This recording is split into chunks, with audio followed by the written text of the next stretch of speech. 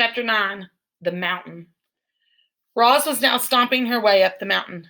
Dense forest and rocky outcrops forced the robot to zig and zag and backtrack, but after an hour of steady hiking, she arrived at the craggy mountain peak. Grasses and flowers and shrubs sprouted from every pocket of soil, but there were no trees at the top. Roz was safe from those annoying pine cones. She dusted herself off and then carefully climbed up a leaning slab of stone to the very highest point of the entire mountain.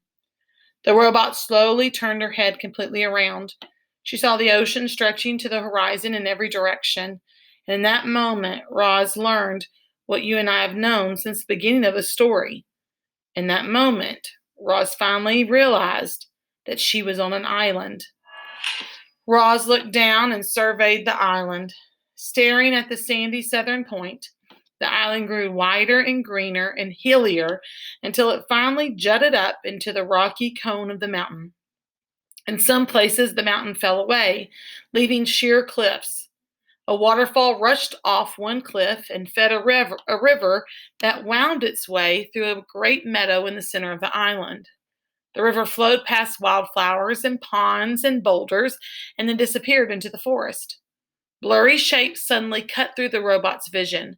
She refocused her eyes and saw vultures circling around above the foothills. Then she noticed lizards warming themselves in a distant rock. A badger peeking out from a berry bush. A moose waded through a stream.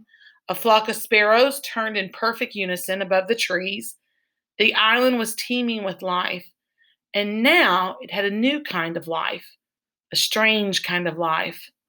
Artificial life.